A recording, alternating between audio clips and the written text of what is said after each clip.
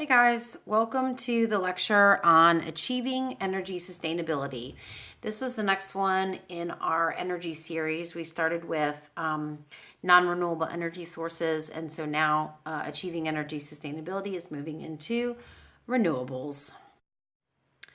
Conservation, efficiency, and renewable energy. Energy conservation and energy efficiency are the two most important aspects to consider when attempting to maximize energy resources. So they're two sides of the same coin. Energy conservation, as you probably can figure out, it means finding and implementing ways to use less energy, both within a domestic setting, like at your house, at your office, but also like in industry and with businesses that use a lot of energy. Energy conservation can be, and just like I said, an individual, a government, or even an energy company.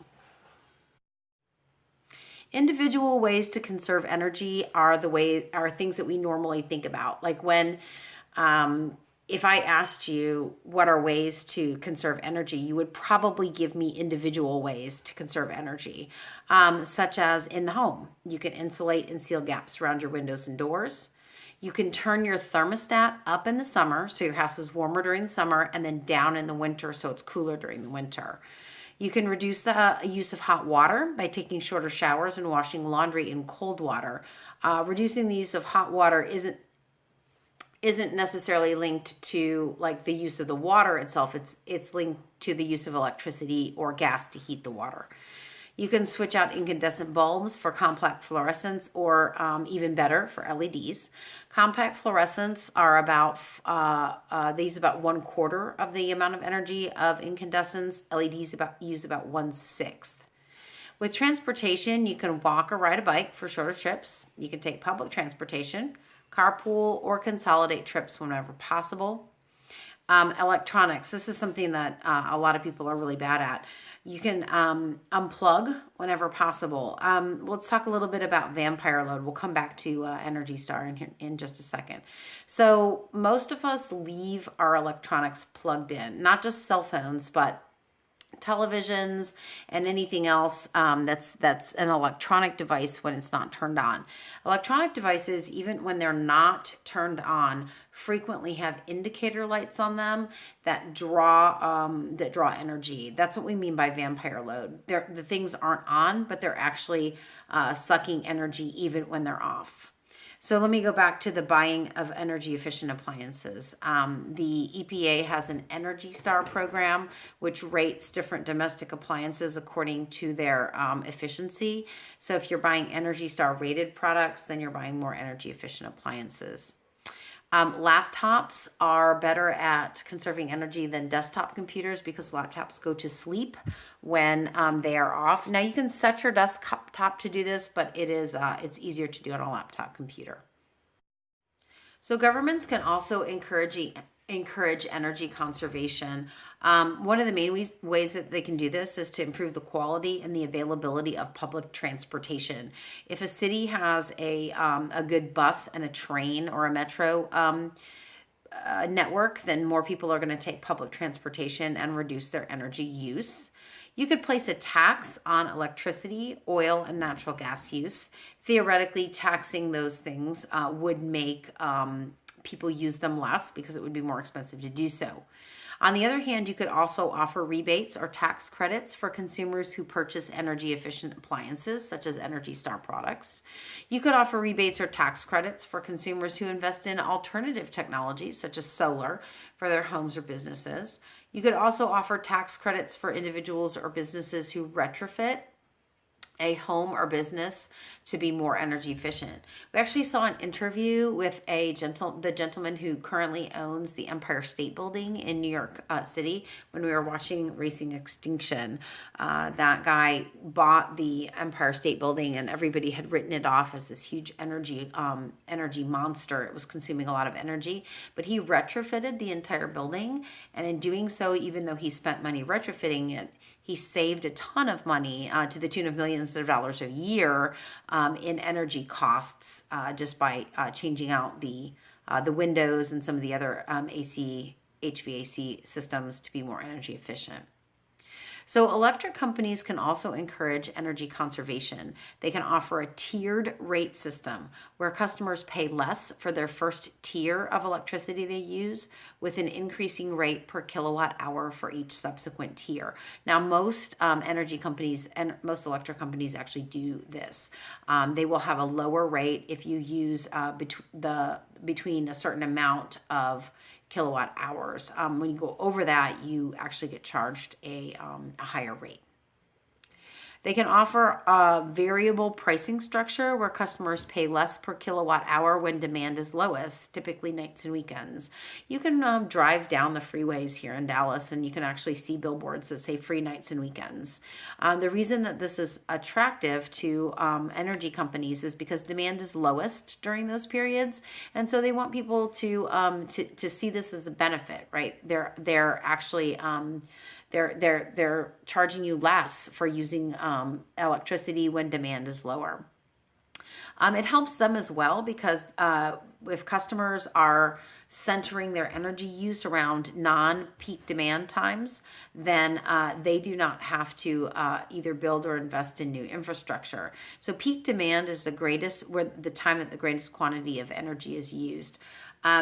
Generally speaking, peak demand is where energy companies have to make sure that they are producing enough output to meet consumer need. And in some cases, when peak demand goes beyond a power plant's capacity, then new power plants will have to be built. So sustainable and passive solar design. Sustainable design can improve energy efficiency in homes, office buildings, and even in entire communities. Sustainable homes often include several elements of passive solar design, including the following. So, generally speaking, they have forward-facing southern exposure, meaning that the front, and this is in the northern hemisphere. Everything that we're referencing here is northern hemisphere related. Things are the opposite in the southern hemisphere.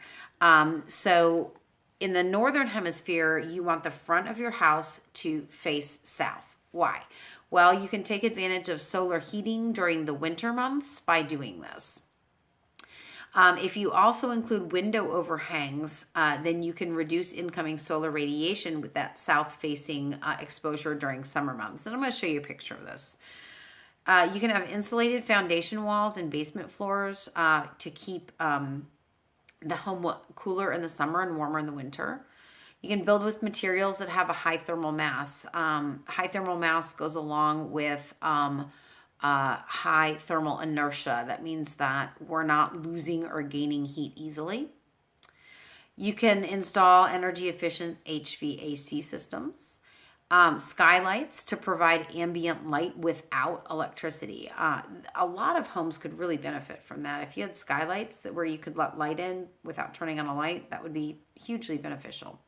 Low E windows. These are windows that are usually double, sometimes triple paned, or they're double paned with a inert gas in between.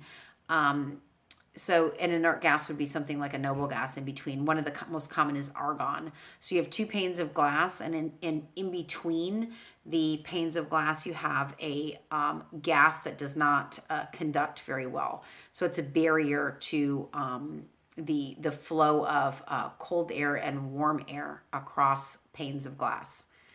Adequate insulation in the sealing of gaps around windows and doors. Now, we touched upon this when we talked about ways that you can personally conserve energy within your home. Adding insulation and sealing the areas where energy is leaking out or heat or cooling is leaking out around windows and doors means that you don't have to use as much energy to heat and cool. All right, so I told you that I was going to show you a picture of passive solar design. So this would be a home that would employ the basics of passive solar design. So this would be a northern hemisphere home. It would have southern exposure. In the winter, the incoming solar radiation is at a more oblique angle in the northern hemisphere, and that would be this right here that you're seeing. Right in this area. So that lower incidence of incoming solar radiation, the lower angle, the sunlight in the wintertime would come in and penetrate that window and warm up the room. Now in summer, you can see that the angle is steeper, and the overhang of the window would block the summer sun, so it would not actually come in. So this would mean that just by the way that the placement of the window is, you would have a warmer room in the wintertime and a cooler room in the summertime, just by the way that the home is situated, facing south, and that window overhang. You also have these insulated window shades. You can pull them down. It blocks heat loss at night, and it can also block incoming sunlight if the room becomes too warm. Up here on the top, you have solar water heat collectors. We're going to talk more about solar water heat collectors. This is an area where the water can be piped through, the sunlight warms it up, and then it can be piped back down to the solar hot water storage tank.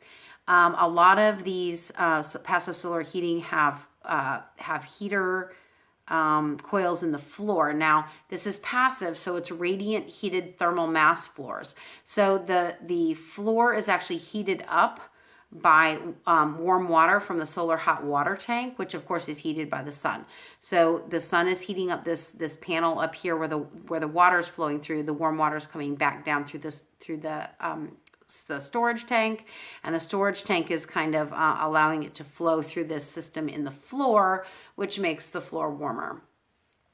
The wall back here is a thermal mass back wall, which means that it absorbs the sun's heat and stores it. And then over the course of the night, when it's cooler, it releases that heat slowly and keeps the room warmer.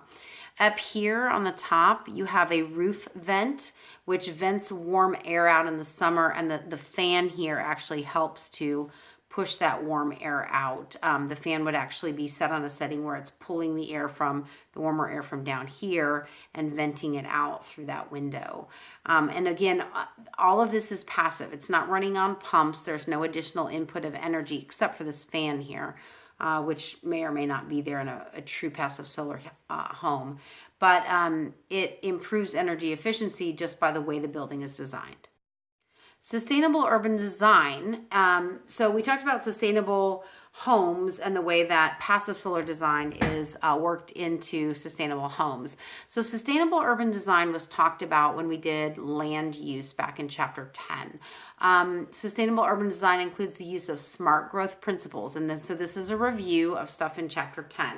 What's a smart growth principle? Well, there's 10 that we normally talk about. Mixed land use, a range of housing choices and opportunities, pedestrian-friendly neighborhoods, bike lanes, community input on development decisions, compact building design, attractive neighborhoods with a strong sense of place, preservation of farmlands, open space, and greenbelt areas, a range of public transportation choices, infill, and reinvigoration of existing urban spaces. Now, infill means that businesses and people are encouraged to infill into urban spaces, empty urban spaces, rather than going out to the surrounding suburbs. Fair, predictable, transparent, and cost-effective development decisions.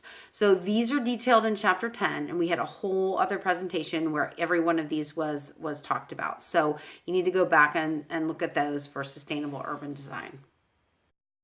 So everything we've talked about up to this point has been talking about energy conservation. Now we're going to talk about renewable energy resources and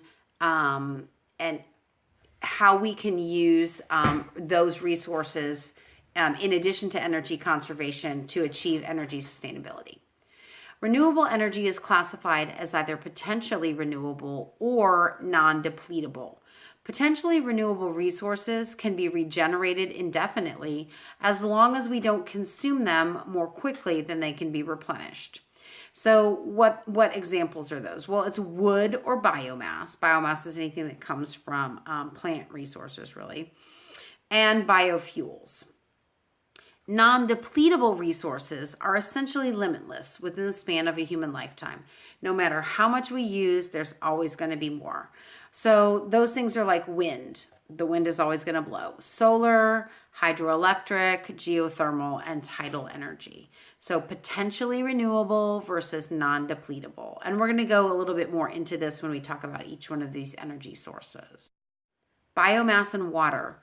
All fossil fuels and most renewable energy sources ultimately derive from the sun. So, biomass energy resources include wood, charcoal, animal waste, plant remains, and even municipal solid waste. Yes, you can burn garbage to create energy. Biomass is abundant and inexpensive and is used heavily as a domestic fuel source in developing countries. Biofuel energy resources are made from refined biomass and include ethanol and biodiesel. So let's talk about each one of these in turn. Okay, so we talked about this idea when we talked about the carbon cycle of modern carbon versus fossil carbon. So let's first back up and talk about combustion reactions. Anytime you burn something, combustion releases carbon dioxide into the atmosphere. And it doesn't matter whether the fuel source is renewable or non-renewable. So generally speaking, when we're talking about combustion reactions, this is a sample combustion reaction. You combine a fuel source in the presence of oxygen with a spark, something to light it. And as that reaction burns, or as it combusts, it produces carbon dioxide and water. Now, this is a sample complete combustion reaction. Most combustion reactions are incomplete, meaning that we have some other product that appears on the left-hand side on the right-hand side, in addition to carbon dioxide and water. It could be particulate matter. It could be another type of pollutant or off-gassing product that appears on that right-hand side. But this is generally speaking what combustion produces. It's always going to produce carbon dioxide and it's always going to produce water. So if we're concerned about atmospheric carbon dioxide concentrations, does the fuel source really matter? Well, the answer is yes. So this is why the fuel source matters. The carbon that was found in plants, like plants that are here on the earth right now, that are growing at this moment, was in the atmosphere as carbon dioxide until very recently. So it's sequestered in the bodies of plants during the process of photosynthesis. So again, plants are growing, they're doing photosynthesis. As they do that, they sequester carbon in their bodies. And again, this is all part of the carbon cycle. And I'm just putting the little, heads up here. Remember the balanced equation for photosynthesis. That's something you need to know. So we call this carbon modern carbon because the carbon atoms that are cycling were recently in the atmosphere. In theory, the burning of biomass should be carbon neutral, meaning that since that carbon was recently in the atmosphere, if we burn that biomass, we're just returning those same atoms of carbon to the atmosphere. In actuality, it's probably not carbon neutral, but it's certainly not heavily carbon positive. The carbon, however, found in fossil fuels, which are mostly the remains of ancient plants and phytoplankton, has been out of atmospheric circulation for millions of years. That carbon's been sequestered deep underground in reserves of fossil fuels. So the burning of this long sequestered fossil carbon rapidly raises concentrations of atmospheric carbon dioxide because we're releasing carbon that's been out of the carbon cycle circulation for a very, very long time. And the other thing is the amount of carbon in fossil fuel resources is very concentrated. So we're releasing lots of carbon that was stored up over millions of years in a very short period of time. So the burning of fossil fuels is highly carbon positive. When I say positive in this case, I'm meaning the addition of, not necessarily that it's good or bad. Let's not talk about that, but that the burning of fossil fuels is heavily carbon positive, whereas the burning of biomass, which is modern carbon, is either, depending on who you ask, carbon neutral or mildly carbon positive. Okay, trees as a fuel source. Y'all know that people chop down trees and they burn them, right? Okay, so billions of people around the world still use trees as a domestic fuel source. Even in the United States, about 3 million people still use wood as their primary heating fuel. Yep, we still have people who are chopping down trees and using it as a primary heating fuel. Now, in theory, trees should be a renewable resource, meaning as long as the forest use and forest growth are balanced, we should be good, right?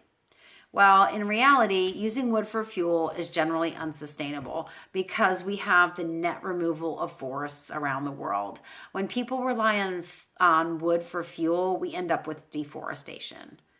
When trees are cut down faster than they can grow back, like I said, we end up with deforestation and all the problems that are related to that, like habitat loss, soil erosion, a reduction in biodiversity, soil and water temperature changes, a loss of soil moisture, reduction in evapotranspiration, change in microclimates, and every other bad deforestation thing we've ever talked about in apes.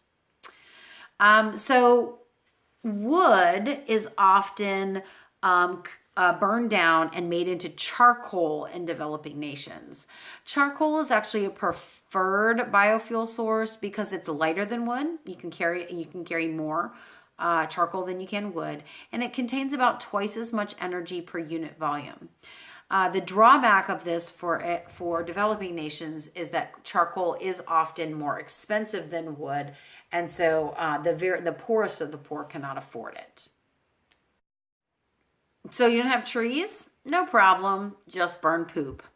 Trees are scarce in many parts of the world. This can be due to a dry climate. Remember which biomes have trees and which do not. But it can also be because previous deforestation, like we already chopped down on all our trees, and so we don't have any anymore. People often burn animal waste as fuel in areas where they can't burn trees. While this reduces disease transmission, it burns up the microorganisms that are in the poop and it removes them from the environment. The problem is that burning any biomass, notice how I put this in bold and italics right here. This is a big problem with burning biomass as domestic fuel. Anytime you burn biomass, including animal waste, indoors, we have the release of air pollutants, particulates. The burning of animal waste and wood produces a smoky type of fire. Anytime you see smoke, you're talking about particulate matter. It also releases carbon monoxide and nitrogen oxides that can cause respiratory disease like asthma, emphysema, and even lung cancer. Additionally, smoke from these fires can also make infectious lung diseases like tuberculosis even worse. Many poor people in developing nations are infected with tuberculosis, and smoke from cooking fires actually exacerbates the problems of tuberculosis. Okay, so if you remember, biofuels are actually made from biomass. So they're liquid fuels derived from biomass. Let's talk about two of them. Ethanol, which is a substitute for gasoline, and biodiesel, which is a substitute for, you guessed it, diesel. What is ethanol? Well, it's a liquid fuel that's made by converting starches and sugars from plant material into alcohol and carbon dioxide. In the United States, most of our ethanol comes from corn, and by most, I mean like 90%. So we're turning corn into ethanol. The United States is the world's leader in ethanol production, and Brazil is the second in line there. But they don't make their ethanol from corn. Brazil has a lot of sugarcane production, and they have sugarcane waste after the cane is pressed. They make their ethanol from sugarcane waste. Ethanol is generally mixed with gasoline, so it's 1 part ethanol to 9 parts gasoline, and this fuel is called gasohol. If you go to any gas pump within the city limits of Dallas, you will see a sticker on the outside of that pump that says this fuel may contain up to 10% ethanol. That's exactly what we're talking about right here. That's actually gasohol, and it is 1 part ethanol and 9 parts gasoline.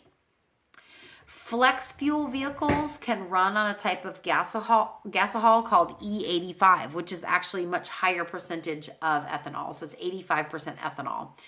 And they can run on this E85, or they can run on regular gasoline.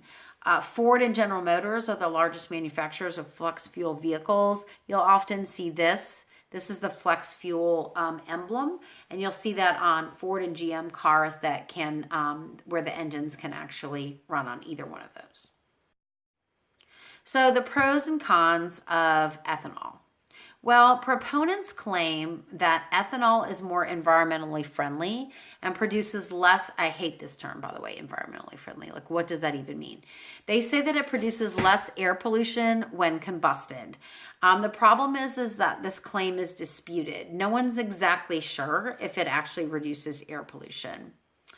So the chemical bonds in ethanol contain less energy than those of gasoline, which means that gas mileage for an engine that's running on a fuel that contains at least partly ethanol is actually reduced. So more ethanol fuel or more gasohol is needed to travel the same distance. This means that you go to the gas pump more often, which makes people a little bit angry, as you would imagine. So growing corn to produce ethanol requires a lot of fossil fuel inputs. Growing corn is a monoculture, and corn has to be grown and harvested. It has to be grown with fertilizers, which are synthetic fertilizers derived from the combustion of fossil fuels.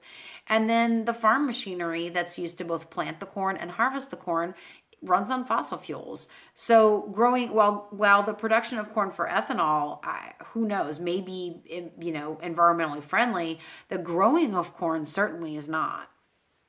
Also, corn is a human and animal food crop. So you're taking land out of food production to make ethanol, which may lead to short-term food shortages. And some scientists argue that burning ethanol actually creates a net increase in atmospheric carbon dioxide. So just like the proponents say where there's less air pollution, this is actually kind of in dispute as well. Ethanol is a pretty controversial use of corn. And we're going to actually do a Socratic exercise where we argue back and forth about whether or not we should be turning corn into fuel. All right, so let's talk about the pros and cons of biodiesel. Biodiesel is usually called B20, which is 80% gasoline and 20% biodiesel. And B20 can be used in any diesel engine without any type of modification. So biodiesel solidifies at low temperatures. It gets viscous and thick. So pure biodiesel can only be used in engines that are modified to run on pure biodiesel. So there's something called SVO, straight vegetable oil.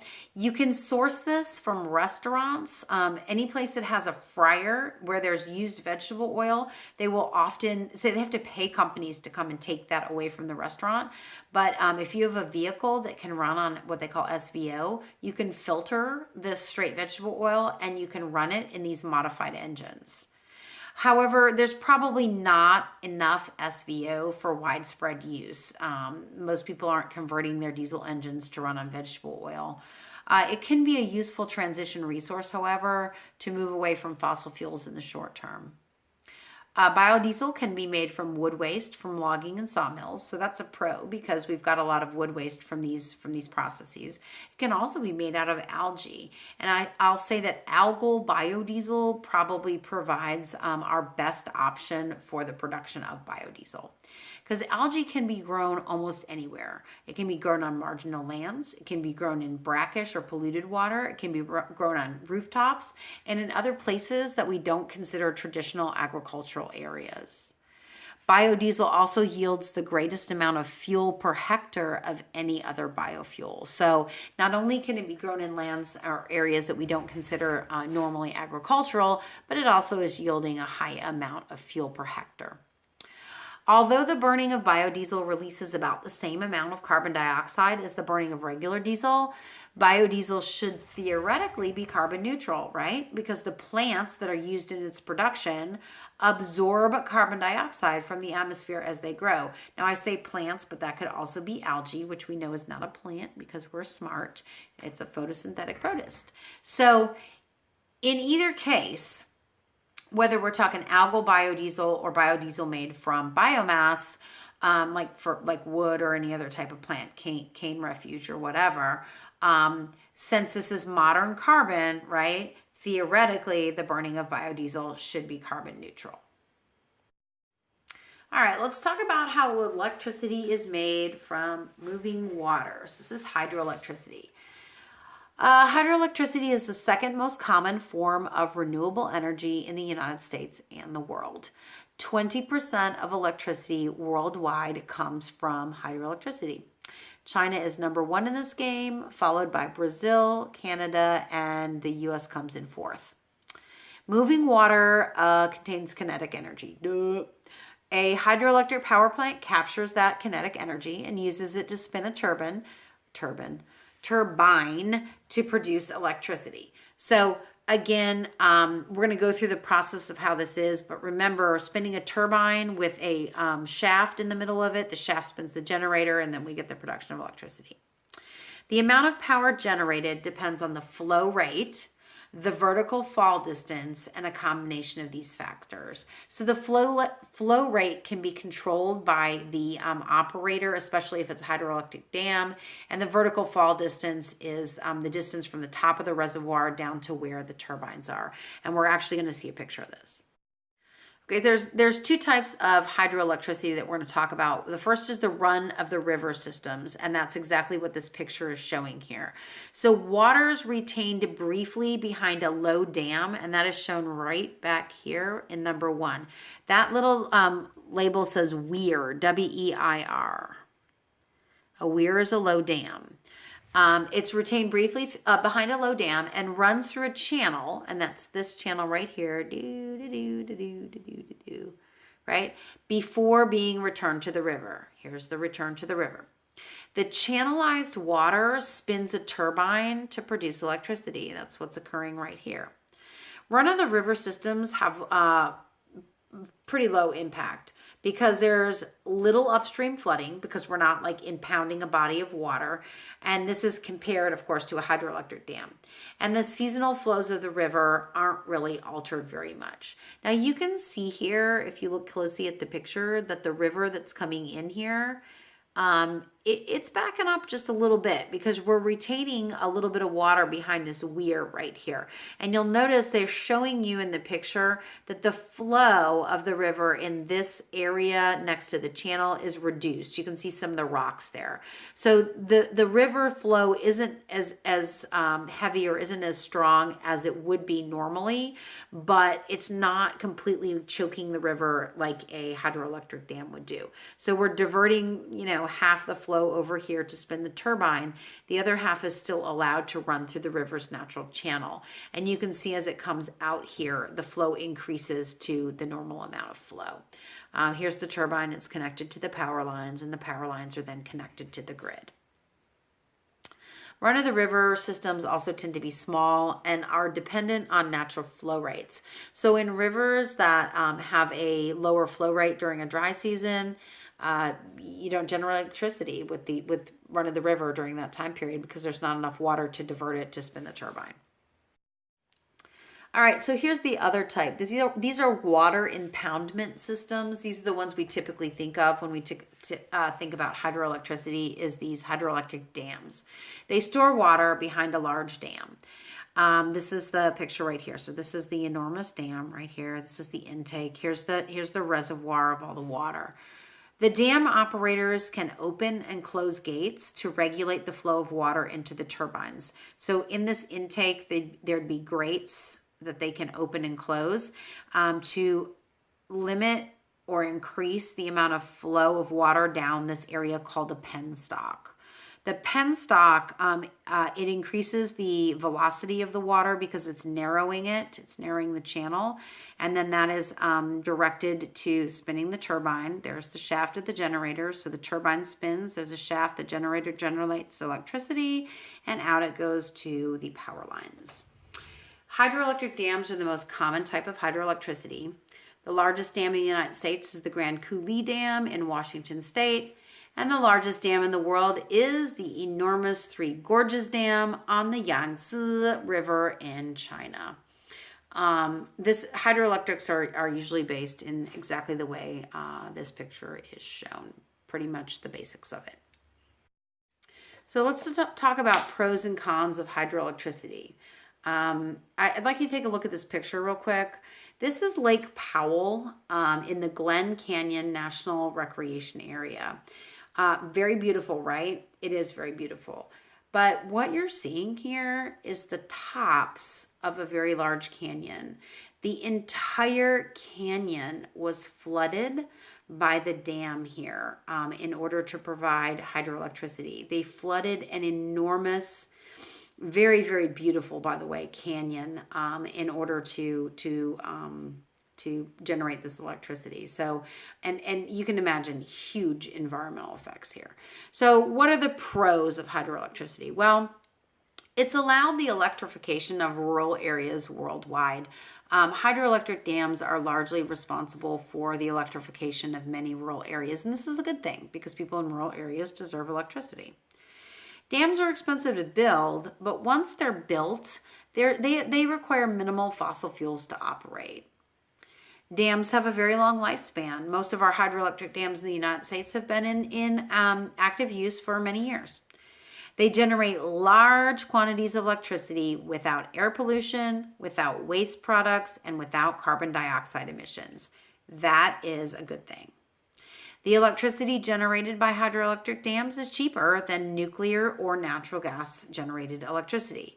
Now, it's not as cheap as coal, but coal is pretty dirty. So in terms of cost versus environmental impact, or versus, let's just say, air pollution, hydroelectricity is a clear win.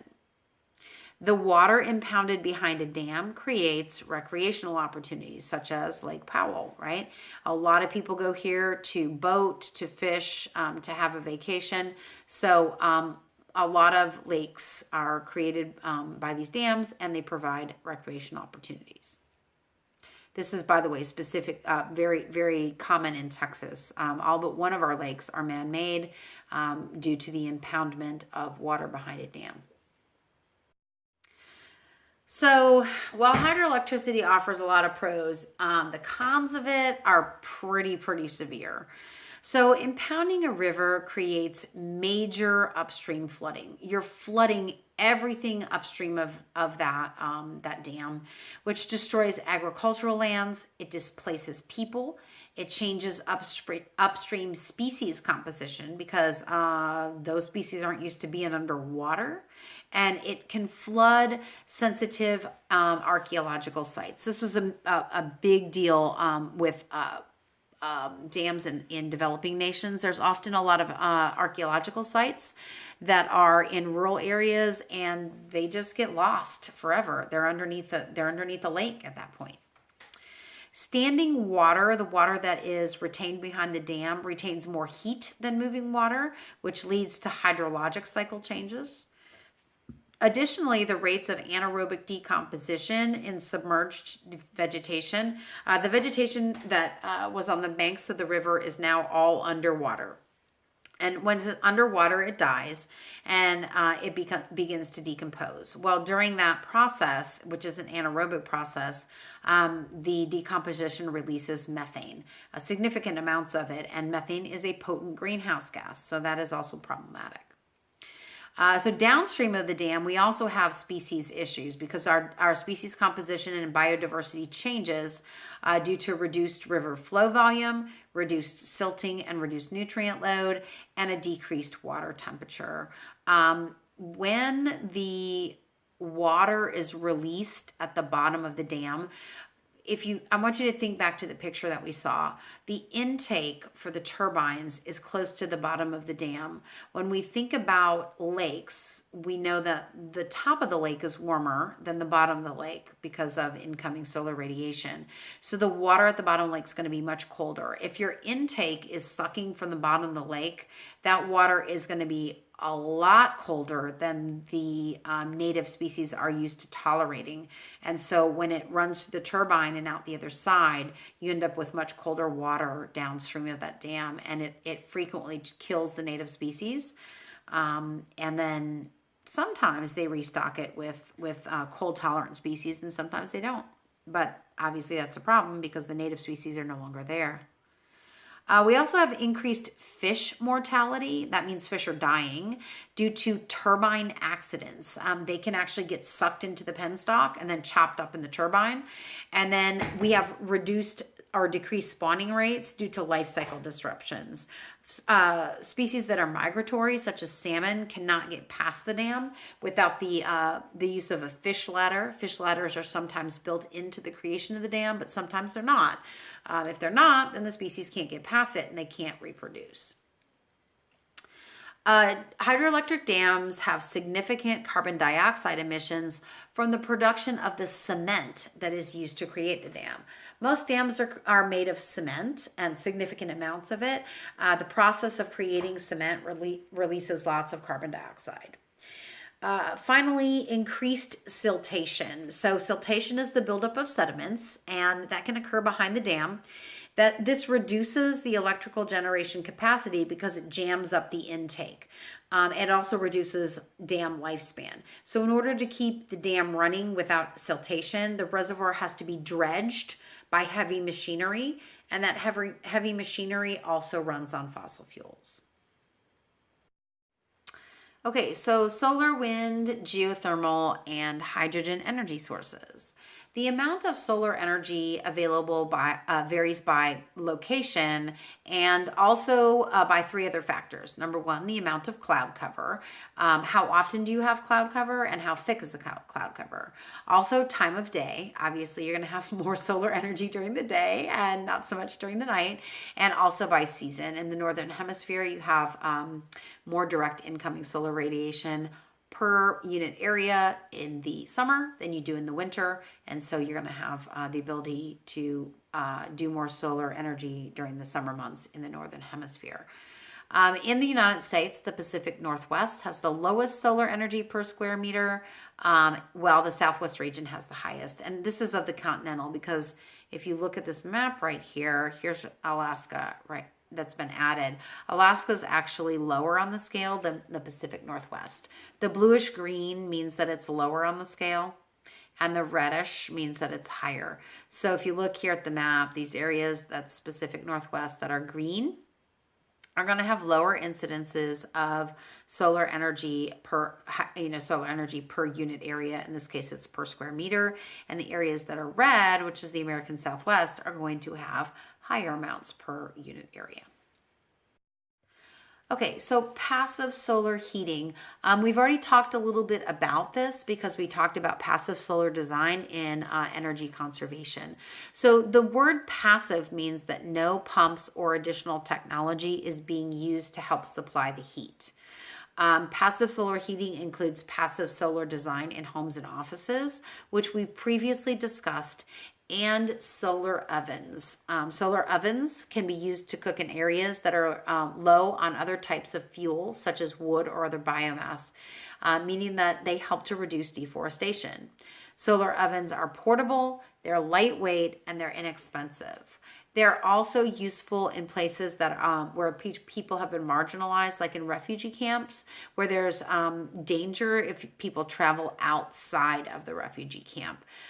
Especially women who have to forage for firewood, they're in grave danger if they leave a refugee camp, and so solar ovens keep them safe. Now, there's a picture of these in the book. It's basically a reflective device that concentrates the sun's rays in the middle of the device so that they're focused like on a cooking pot or a pot that can boil water for tea or for something like that. So they don't use anything other than the concentrated rays of the sun, kind of like a magnifying glass, except that they use a reflective material. Active solar actually is capturing solar energy with the use of technology such as domestic solar water heating systems, photovoltaic cells, and large-scale concentrating solar thermal systems that can supply municipal electricity. And you guys know that in class we've messed around a little bit with PV cells. Let's talk about solar water heating systems. They're small scale and they're used mostly in domestic situations. Domestic means like personal home use. They can provide hot water or they can be used to heat swimming pools. In the United States, solar water heating systems are mainly used to heat swimming pools. Yay, first world problems. Generally, the systems pump cold water into a collector, which is then heated by the sun, and then the warm water is pumped back into an insulated storage tank. So here's our cold water feed right down here. There's a pump that's controlled. Here's the controller. It's usually inside, like in a garage or in an attic area. So the controller's right here.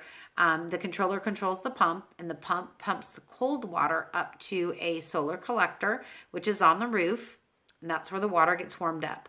Then the water that's warm moves back down the pipe into an insulated water heater where it is stored until it is needed, and that's this little pipe that comes out there to your taps.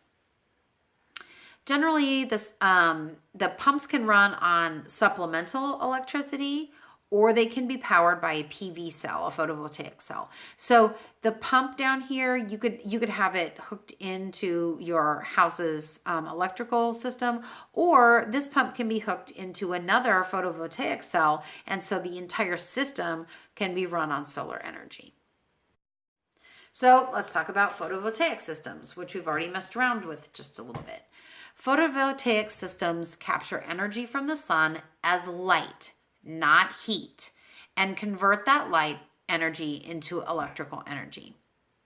Semiconductors generate current when exposed to light. Semiconductors are what's in a PV cell. The low voltage direct current is converted into higher voltage alternating current for use in homes and businesses. So the semiconductors that are in a PV cell, they are getting a flow of energy when they're hit with incoming solar radiation. The light knocks electrons off of the semiconductor, and the flow of electrons creates electricity. And that electricity is direct current, not alternating current. But everything in your house runs on alternating current, so you have to have a converter that takes that DC current and converts it to AC current. Modern photovoltaic cells are about 20% efficient at converting solar into electrical energy. Early ones were a lot less efficient, but today's are about 20%. Photovoltaic cells can be put on roofs to supply energy directly to a building, or they can be placed in an open sunny area and linked directly to the electrical grid to provide municipal energy. Small photovoltaic cells can be used to charge roadside emergency telephones and to operate parking meters and compacting trash receptacles in parks. They can also be used in lab to run a music box or a small fan, as you guys know. Lol. So this up here is a picture of a concentrating solar thermal energy plant. What you're seeing there, and you notice it's kind of looks like a desert area, which is where these are normally found. Those are not photovoltaic cells. Those are reflectors. And what they're doing is reflecting and concentrating the incoming sunlight right up here into this tower. So they're all aimed all up, all the way around. And this ring, these reflectors actually continue in a ring all the way around. They go all the way around like this. And they all are pointing their reflectors right up into that tower, which is why they're called concentrating solar thermal energy systems. They are large-scale systems that provide electricity directly into the grid. They use reflectors to concentrate diffuse incoming solar radiation over a large area into a narrow beam that's directed to a central tower. That's called the power tower, and there it is right there. The heat from the concentrated beam is used to boil water, and the resulting steam turns a turbine, which powers a generator to produce electricity. They're mainly used in dry, sunny areas like the United States Southwest and in California. So that's why I mentioned that it kind of looks like it's in a dry area. Well, it is. It's in, hot, dry areas where there's a lot of incoming solar radiation and not much vegetation to disrupt when they build them. Okay, so active solar pros and cons. Well, active solar heats water and produces electricity without producing carbon dioxide emissions, without producing air pollution, without producing water pollution while in operation. All these are positives. They provide electricity at peak demand times, which is specifically hot sunny days, and that helps reduce load on traditional power plants and conserves fossil fuels. Active solar is great for rural or off-grid houses, meaning that they're not connected to the electrical grid, because direct solar is very cost effective. So if you're building a house out in the middle of nowhere, if you put solar panels on the roof, PV cells on the roof, you're good to go. That can power your whole house. So drawbacks. PV cells are expensive to manufacture and install, and their manufacture also requires a lot of energy inputs and water and produces significant amounts of toxic metal and industrial chemical waste that now has to be dealt with. Some geographic areas are also not great candidates for solar power because they don't have a high enough amount of incoming solar radiation, like the Pacific Northwest.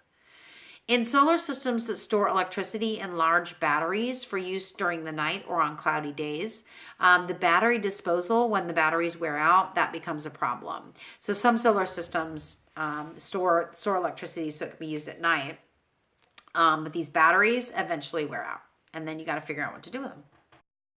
Let's talk about wind. Wind energy is generated from the kinetic energy of moving air. The differential heating of the earth by the sun is the cause of air movement, which is air movement is wind, guys. So wind energy ultimately derives from the sun. Wind is the fastest growing source of renewable energy in the world. China is number 1 in wind power. The United States is number 2. And of the United States, Texas is number 1. Yay, Texas. And California is number 2. Denmark, tiny country, Northern Europe, will derive more than 50% of its electricity from wind power by 2020. That's just in a few years. They're making huge strides on that. It was also recently ranked as the happiest country in the world. So does wind energy make people happy? Who knows? These are a couple graphs that I dug up. You can see that the source is actually the same. One is obviously up and down. One's horizontal, one's vertical. But the source is the EPI right here. So they're drawing from the same source. A couple different years apart. One's 2012 and one's 2014. But you get the gist. So this is on the left, cumulative installed wind power capacity, leading countries and U.S. states. So what they've done here is they've combined countries and states into the same graph, which I kind of liked because that shows the Texas and California on there. So this follows along with what we saw on the previous slide. So China's number 1, the US is number 2, followed by Germany, Spain, India. And look, Texas actually ranks higher than certain countries. So Texas, as its own state, produces more wind power than all of the UK or all of Italy or all of France, which I think is pretty crazy. Over here, you've got the wind share of electricity generation in countries in 2014. So here's that Denmark, right? Denmark is producing almost 50% of its energy from wind, and that was in 2014. They're well above that now. Part of the thing about Denmark is that they use offshore wind turbines. They're close to the ocean, and so they're generating a lot of their electricity from these offshore wind turbines. So, like we said, wind turbines convert the kinetic energy of moving air into electricity in much the same way as hydroelectric turbines harness the kinetic energy of moving water. The wind turns the blades of the turbine. The blades transfer energy to a gearbox, which transfers energy to a generator, which generates electricity. We're going to see a diagram of this, so don't fret. Onshore wind turbines generally produce electricity about 25% of the time. While spinning, the wind turbine will produce about 2,500 kilowatts, which over the course of a year could power about 400 homes. So that's one wind turbine can power about 400 homes. Now, offshore wind turbines, they're generally larger because they're in the ocean, so they're not going to hit stuff, and they actually can produce more energy as well. Wind farms are places where there are large numbers of wind turbines. If you ever go to West Texas, and I spend a fair amount of time out there, almost all of West Texas is covered with wind farms. So here's a schematic of the inside of a typical wind turbine. So here's our blades, right? And the blades are going round and round and round and round. As the blades spin through the wind blowing on them, they turn this main shaft. The main shaft leads into the gearbox, and the gearbox, there's a shaft that comes out of the gearbox. The gearbox basically gears down the spinning and the rotation, so that rotation can be passed on to this shaft into the generator, and then the generator is what is producing the electricity. Now there are wires that come from the generator, which are right here, which go down through the bottom here, down through that tower, and then connect the power that's coming out of the wind turbine to the grid. Pros and cons of wind energy. Well, wind is non-depletable, so that's good. Once a wind turbine is installed, there are very few fossil fuel inputs needed. Pretty much the only thing that's fossil fuel related is the gas that the dude needs when he's going back and forth to check on the windmills and service them. Windmills produce no pollution and no greenhouse gases. Again, we've got some issues with batteries. So if you are a residential off-grid wind power user, meaning that you have a turbine, a personal turbine, you can store the energy from the turbine in a battery. And of course, disposal of those batteries, again, is problematic, just like they are for solar. So another drawback is that birds and bats can be injured and killed by the spinning blades. We have some good solid numbers that birds are often injured by windmills. Bats, we know that they're injured and killed. We don't have some solid numbers on that yet, though. Some wind farms produce a low frequency hum that can be bothersome. The blades of a turbine are huge, and as they go through the air, there's some resistance that they meet, air resistance, and that air resistance can cause a hum as the blades move through the air, and that can be bothersome to some people. And then again, some people just think wind farms are ugly. They object to wind farms for aesthetic reasons. Geothermal energy. Geothermal energy is the heat that comes from the natural radioactive decay of elements deep within the Earth's crust. Yes, geothermal energy is radioactive decay, which is producing heat. So when molten magma pushes up close to the surface, it heats up the groundwater. Groundwater is water that's in the ground. Groundwater. The hot groundwater can be piped directly into a building's radiators to warm them, thus warming the building. So let's talk about a ground source heat pump or a heat exchanger. Cold liquid is pumped into the warm ground. So here's your heat pump. So here's your cold liquid, and it's being pumped into the ground where these tubes are buried.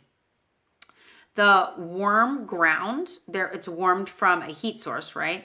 A geothermal heat source. This ground warms up the liquid as it's pumped through the pipe, and the now warm liquid is now pumped back into the heat pump and then through a distribution system to heat the building.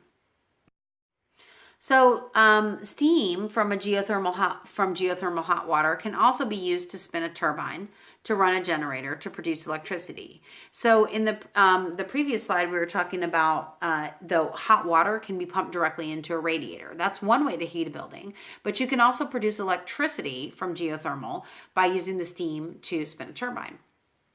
So if used sustainably, geothermal energy is potentially non-depletable. However, if the groundwater is harvested at a non-sustainable rate, then the resource would become depleted. There are ways to re-inject water into the ground to create more water down there as a reservoir. But then again, is it a really renewable resource if you're pumping more water down because you sucked out the water? Kind of a moot point. Iceland is the #1 producer of geothermal heat. And of course, geothermal can't be used everywhere. It's available only as an energy source where magma comes relatively close to the surface. So let's talk just a little bit about hydrogen fuel cells. So a fuel cell is an electrical chemical device that converts a fuel, in this case hydrogen, into an electrical current. So I've put the chemical equations for a fuel cell up here. The only one that you need to know is the net reaction, and that's it right there. Okay, so you have the anode. This, you see how it has a 1, a 2, and a 3 here. So this is the first reaction that happens on the anode side of the battery, and then the second reaction is the cathode side. But if you add those two together, this is your net reaction. So you have hydrogen plus oxygen yielding water, and this is the one that you need to know. A hydrogen fuel cell works by forcing protons from hydrogen gas through a membrane. So the protons and electrons are separated. The electrons take a different pathway than the protons. So if you take a look here, let's see, hydrogen's coming in. Here's your hydrogen. There's your anode side, which is your negative side of your battery, right? And it's being forced through the membrane. This is the membrane right here. So when that occurs, the electrons are being stripped from the protons. The proton and the electron, the flow, by the way, electricity is the flow of electrons. So anytime you've got the flow of electrons, which is what you're getting right here, you've got electrical power output. The protons are then recombined with oxygen, so your output is water on the cathode side.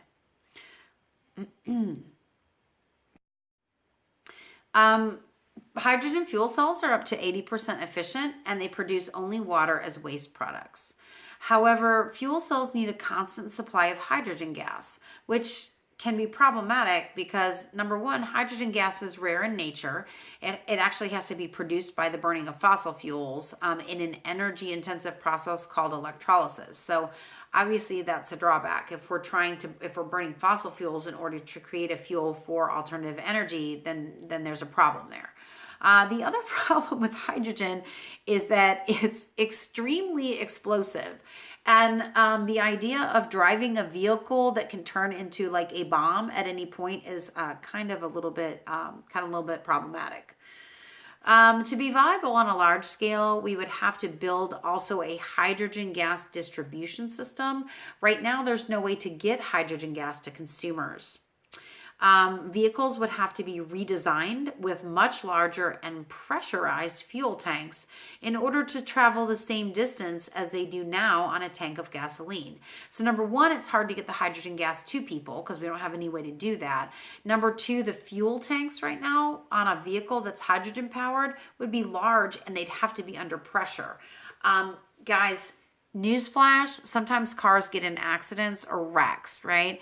If you have a pressurized fuel tank full of an explosive gas and you get into an accident, there's a chance that your entire car would turn into, boom, a hydrogen bomb.